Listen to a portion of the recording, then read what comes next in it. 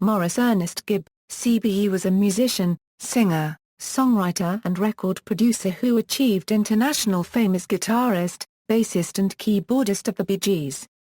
Although his brothers Barry and Robin Gibb were the band's primary lead vocalists, most of the group's albums included at least one or two Maurice Gibb compositions, including Lay It On Me, Country Woman, and On Time. The Bee Gees were one of the most successful rock-pop groups ever. Born on the Isle of Man, he started his music career in 1955 in Manchester, England, joining the skiffle-rock and roll group the Rattlesnakes that later evolved into the Bee Gees in 1958 when they moved to Australia. They returned to England, where they achieved worldwide fame. In 2002, the Bee Gees were appointed as CBEs for their contribution to music, and following his death in 2003, Maurice's son collected his award at Buckingham Palace in 2004. Gibb's earliest musical influences included the Everly Brothers, Cliff Richard and Paul Anka. The Mills Brothers and the Beatles were significant later influences. By 1964 he began his career as an instrumentalist, playing guitar on Claustrophobia. After the band's breakup in 1969, Gibb released his first solo single Railroad, but his first solo album The Loner has never been released. Biography, 1949 €57, Early life. Born in Douglas, Isle of Man on December 22, 1949, his parents are Hugh and Barbara Gibb. He is the fraternal twin of Robin Gibb and was the younger of the two by 35 minutes. At that time, he had one sister Leslie and one brother Barry. In January 1955, the Gibbs moved back to Manchester, England, UK, when he was 5 years old. Around 1955, Gibb with his brothers heard by their parents doing harmonizing. Also in 1955, he started his music career when he joined the skiffle-rock and roll group the Rattlesnakes with his brothers and two friends Paul Frost and Kenny Horrocks, which was their neighbors. The group's first major appearance was on December 28, 1957 when they performed live at a local government cinema where children were invited to sing between films. They had planned to sing along to a 78 RPM's record Leslie had just got as a Christmas present, but on the way Maurice or Robin dropped and broke it, so they sang live. The song may have been Wake Up Little Susie by the Everly Brothers. In the end, the audience were happy with the performance. 1958 to 2003, Bee Gees. On March 5, 1958, the youngest Gibb child, Andrew Roy Gibb, was born. By May 1958, the Gibbs moved to Northern Grove as Horrocks and Frost left the band. The band name was changed to Wee Johnny Hayes and the Blue Cats. Later, in August, the Gibbs emigrated to Australia, settling in Redcliffe, near Brisbane, Queensland. After a numerous group name changes, finally the name evolved into the Bee Gees. By January 1963 the Gibbs moved to Sydney. The group's first single was The Battle of the Blue and the Grey, but it was not charted. Around 1963, the Gibb brothers worked with Judy Stone, Johnny Devlin and Jimmy Annan. By 1964, Maurice made his first appearance as an instrumentalist on the beat-influenced Claustrophobia. Also in 1964, the Gibb brothers worked with Johnny Devlin and Trevor Gordon. Around 1965, the Gibb brothers worked with Trevor Gordon, Michelle Ray and Nalene Batley. In 1966 the three Gibb brothers wrote their first song, The Storm. Also in 1966, Maurice began his career as the lead guitarist and bassist for the band. Around the same time, he recorded his first solo composition All By Myself, and he played the guitars. Around 1966, the Gibb brothers worked with Bip Edison, Sandy Summers, Ann Shelton, Vince Maloney, April Bruyon, MPD Limited, Ray Brown and the Whispers, Ronnie Burns, Laurie Balmer, Marty Roan, Vite, Fitton Lee Jackson, Dennis Knight, Barrington Davis, Geenan and John Blankfield. Their second album, Spicks and Specks, included Where Are You?, Maurice's first solo writing credit to be released. By March 1967 the Gibb brothers was worked with Billy J. Kramer recording Town of Tuxley Toymaker, Part 1. Around the same time, Colin Peterson and Vince Melouney joined the Bee Gees. In the middle of 1967 Bee Gees' first was released. The album was praised by the critics who compared it to the Beatles' Sgt. Pepper's Lonely Hearts Club Band, which was released weeks earlier. AllMusic's Bruce Eder wrote that Gibb's mellotron on Every Christian Lion-Hearted Man Will Show You was close in the spirit of the moody blues and opening by a Gregorian chant. The band's first #1 single in the UK, Massachusetts, was released in 1967. In early 1968, Horizontal was released. In August 1968, the Marbles released their first and only successful hit, Only One Woman, a song which co-written by Gibb. In the middle of 1968, the band's third international LP idea included the song Kitty Can, which features Gibb's high harmony vocal, with Barry Gibb singing low harmony. In early 1969, they released Odessa, which features Gibb's solo vocals on Suddenly, and I Laugh in Your Face. Maurice and Barry alone comprised the Bee Gees on the 1969 album. Cucumber Castle. During the period of Robin's absence as a soloist, they sang the hit Don't Forget to Remember and follow-up singles I.O.A.O. and Tomorrow, Tomorrow, with Barry taking lead and Maurice providing harmony vocals, but the duo version of the group enjoyed dwindling success. On December 1, 1969, Maurice and brother Barry announced that the Bee Gees had broken up.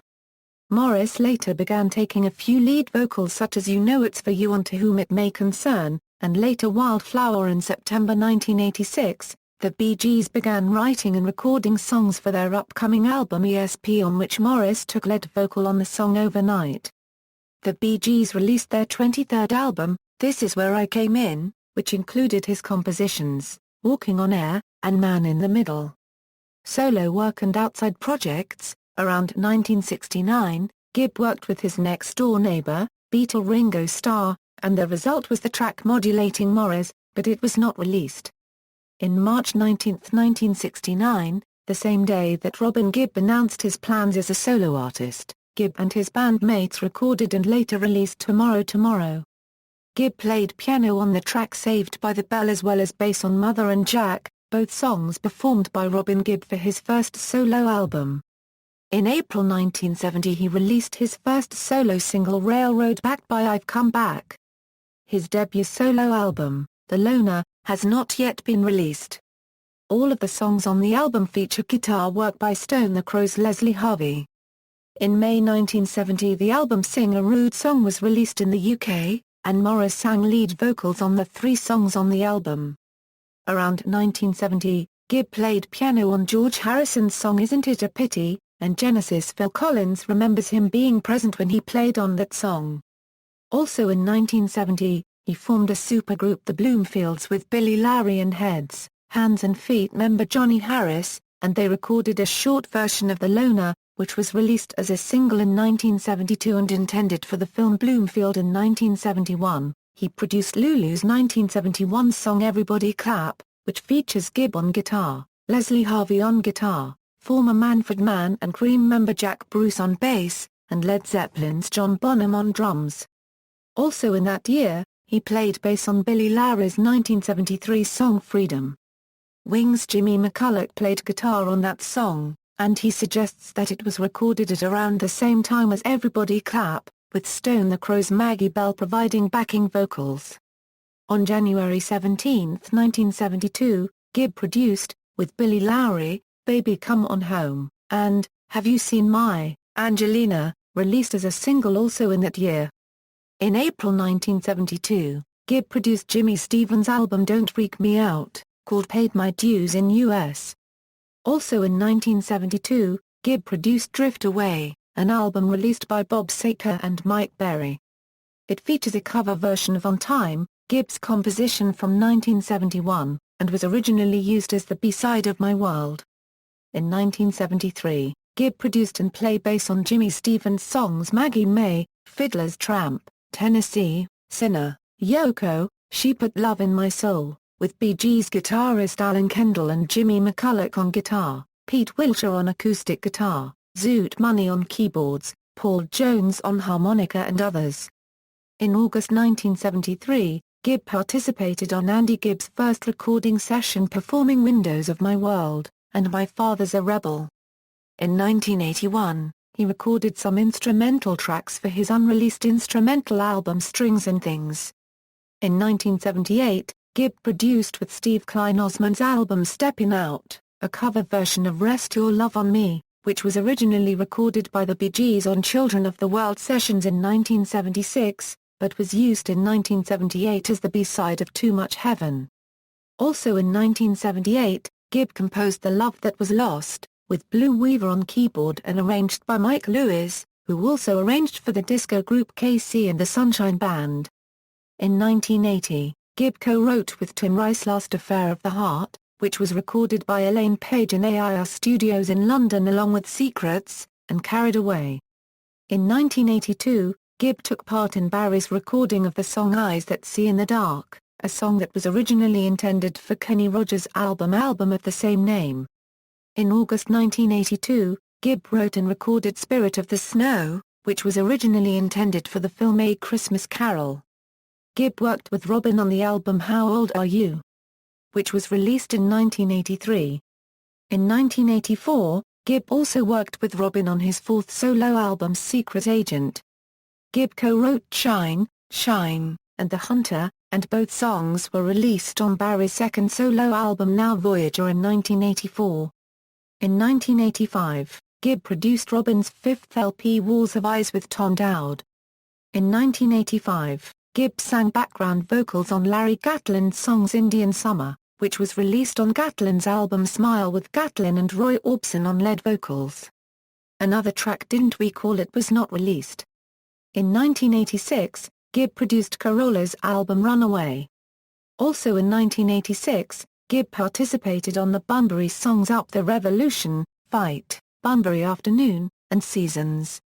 In September 1986, the Bee Gees began writing and recording songs for their upcoming album ESP. January 12, 2003, death. Gibb died unexpectedly at the age of 53, at Mount Sinai Medical Center in Miami Beach, Florida on January 12, 2003 of a cardiac arrest, while waiting to undergo surgery for a twisted intestine, with his wife, children, and brothers at his side. After his funeral service, he was cremated. His brothers Barry and Robin ceased performing as a group for a time, but later decided to perform occasionally under the Bee Gees banner before twin brother Robin died of liver and kidney failure on May 20, 2012. Barry and Robin Gibb told the BBC about Maurice's death, the fact that they had to operate on Maurice during the shock of cardiac arrest is questionable. Barry said none of the sequence of events have yet made sense to us. Robin Gibb spoke to Mojo magazine about Maurice's death in 2003, "We were kids together, and teenagers. We spent the whole of our lives with each other because of our music. I can't accept that he's dead. I just imagine he's alive somewhere else." Tributes: Jagged Edge and Paul McCartney recorded Too Much Heaven in 2004. Wyclef Jean recorded Jive Talkin' in 2005 and Sheryl Crow recorded To Love Somebody in 2005 as a tribute for him. A tribute to Maurice, entitled Souls Stick Around, A Tale of the Black Hills and Maurice Gibb, was published as an ebook on Amazon.com in March 2012 by Bee Gees fan and author, Dawnette Owens. A recording studio at Charlton High School, one of the schools the brothers attended, commemorates Maurice Gibb. Musicianship: Maurice Gibb's role in the group focused on melody and arrangements. He provided harmony and backing vocals, and played a variety of instruments.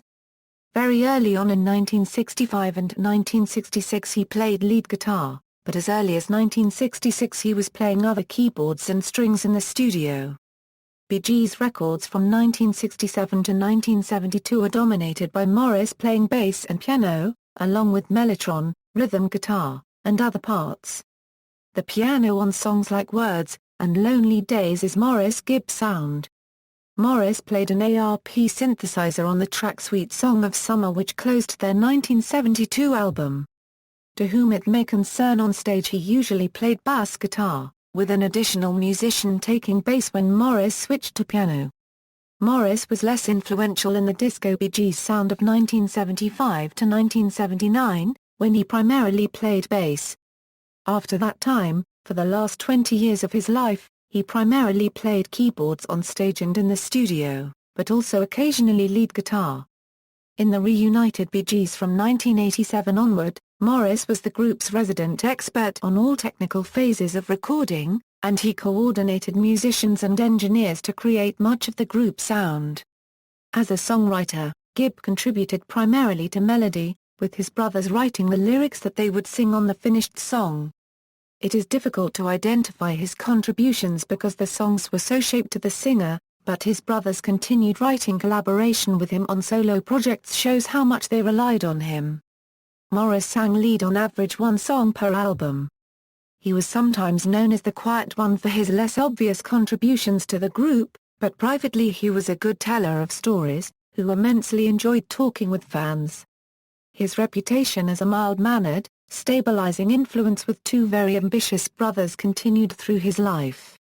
His comic personality shone on stage during Bee Gees concerts when the brothers would perform an acoustic medley. Many times during the song Holiday, Maurice would mock Robin while he was singing or pretend he was bored. Personal life: Gibb said he had battled the booze since the 70s.